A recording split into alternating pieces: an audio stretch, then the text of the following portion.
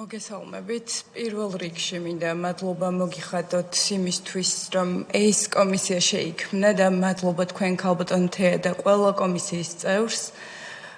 და მადლობა ასევე იმისთვის, რომ ჩვენს ოჯახს მიეცა იმის შესაძლებლობა, რომ ერთხელ და მიიღოს თავისი წვლილი შეიტანოს იმაში, რომ ერთხელ და სამუდამოდ დამნაშავე ნაციონალური მოძრაობის რეჟიმს მიეცეს შესაბამისი სამართლებრივი შეფასება.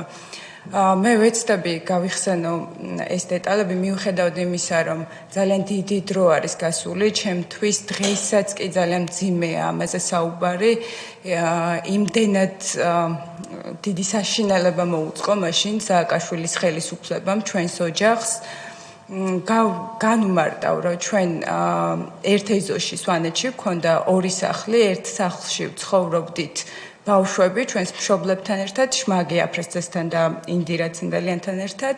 მეორე სახლში კი ცხოვრობდა ევგენი აფრესიძე, ბაბუა ჩემი თავის ოჯახთან, მეუღლესთან და ორ შვილთან ერთად.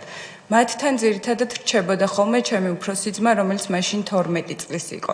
სპეცოპერაციის დღესაც თქვენ რამდენი წლის იყავით მაშინ? მე ვიყავ მაშინ 7 წლის.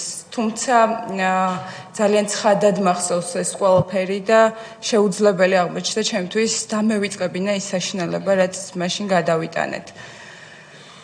სპეცოპერაციის დღეს ეს დაიწყო გამთენიისას, მაშინ როცა ბუნებრივია ყველა სახლში ვიყავით და ყველას გვეძინა, ვერტმფრენების და ტყუების ხმამ გაგვაღვიძა და ჩვენი ბავშვების გადარჩენა მამაჩემის წყალობით მოხდა, როცა მან ლოგინის ქვეშ გადაგუმალა ეს პატარა ბავშვები, იქვე იყვნენ ბებია და დედაც, რომლებიც ლოგინის გვერდითა მხრიდან შემოვიდნენ და გვეფარებოდნენ. მე მახსოვს, მე ძალიან პატარა ვიყავი, შესაბამისად ძალიან მეშინოდა და მარტი იყო, სიცივე იყო და ჩაცმაც კი ვერ მოვასწარით, ისე შევყვარეს ლოგინის ქვეშ და დედა მეუბნებოდა, რომ კედელთან რაც შეიძლება ახლოს მივსულიყავი, რომ ტყუებს არ მოეღწიათ.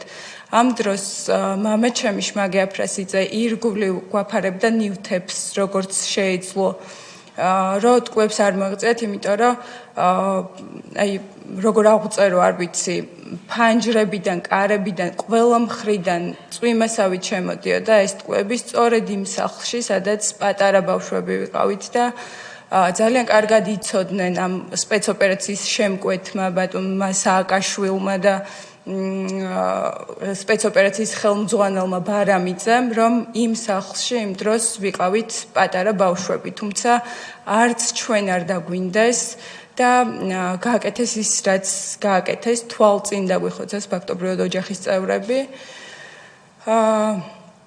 ასევე მეორე სახლში იყო გიორგი, იმ სახლში, რომელიც დაიწვა, ხაზი მინდა გაუსვა იმას, რომ ჩვენს ოჯახში ერთადერთი ძებნილი ეს იყო ომეხი აფრესიძე, რომლის დაკავებაც ნებისმიერ დროს შეეძლოთ, რადგან ის სრულიად თავისუფლად გადაადგილდებოდა მთელ სვანეთში და არა მარტო სვანეთში და მიზანი რომ ყოფილიყო დამნაშავის დაკავება, დამნაშავე საცხომ უნდა დადგენა და შესაბამისი პროცედურები ეწარმოებინათ გამოძიება, ჩაეტარებინათ სასამართლო, დაეკავებინათ ომეხი და თუ იმსახურებდა, თუ აღმოჩნდებოდა, რომ ის იყო დამნაშავე, შესაბამისი სასჯელი მიესაჯათ მისთვის.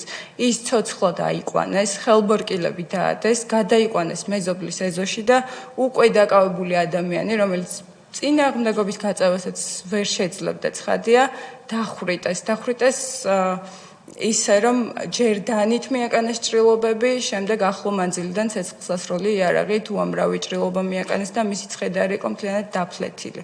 ეს არ იკმარეს და ამის შემდეგ უკაცრავად ვინ უყურებდა, ვინ შეესწრო ამას?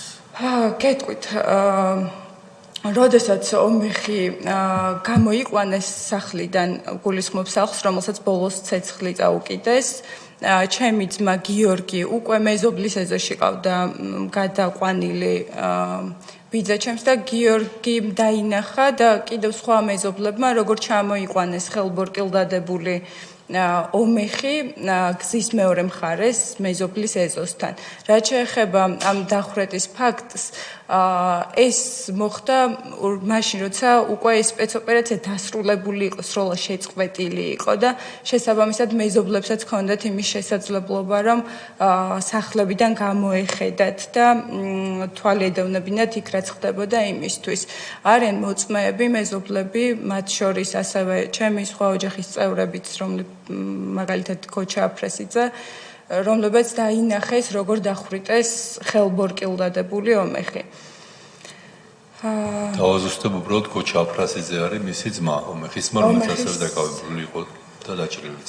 ძმა, ქოჩაზეც ვიტყვი, ის და ომეხი სახლიდან ერთად გამოიყვანეს, მასაც ხელბორკილები ედო, ისიც თავისი ფეხით გამოვიდა იმ სახლიდან, ისე რომ არავითარი დაზიანება მას მიყენებული არ ჰქონდა და უკვე ამის შემდეგ მას დანით მიაყენეს სასიკვდილო ჭრილობები, გადააფარეს პლედი, ჩათვალეს, რომ ისიც უკვე მკვდარი იყო და მათი მიზანი ამ მიმართულებითაც განხორციელებული იყო.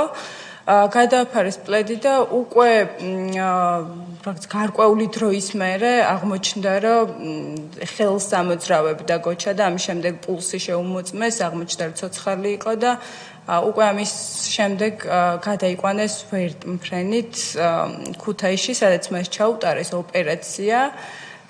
თუმცა ეს ოპერაციაც ჩაუტარეს გარკვეული დროის შემდეგ და ჩაუტარეს ისე, რომ არავითარი დამაკუჩებელი ნარკოზიც კი არ გაუკეთეს მას და უკვე დაკავების პირველივე წამიდან დაიწყო გოჩას მიმართ წამება.